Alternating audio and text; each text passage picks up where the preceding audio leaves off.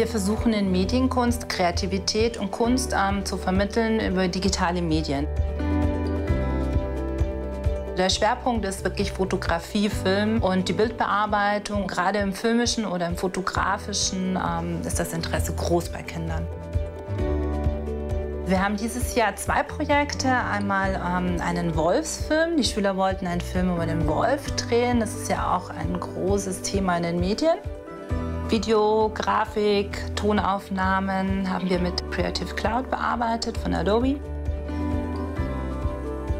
Photoshop, Illustrator und Premiere Pro. Und es ist halt unglaublich gut zu lernen, wie das alles funktioniert, schon in der Schule. Die Schüler haben eigene Lizenzen für dieses Schuljahr, die sie mit nach Hause nehmen können. Dadurch haben wir die Möglichkeit, dass die Schüler zu Hause weiterarbeiten können. Das zweite Projekt ist ein Kunstfestival mit unserer Hochschule zusammen, wo eine Videoprojektion, ein Videomapping stattfindet. Das Projekt heißt Transform 2018, Kunst im Fluss.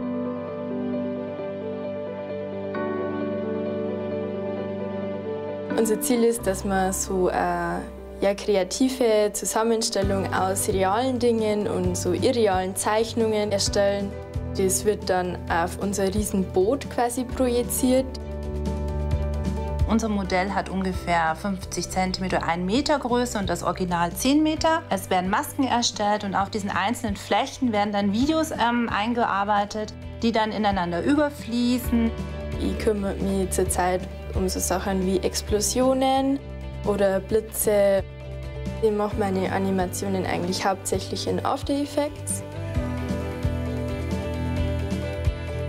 Für das Festival haben die Schüler auch ihr eigenes Plakat gestaltet. Und durch das Arbeiten mit den Tools und mit der Technik verändert sich was. Es sind nicht 2 Klicks und ich habe die Welt verstanden, sondern es ist eine Herausforderung. Ich entdecke eine neue Welt, die ich erober, die ich ausprobiere, die ich teste.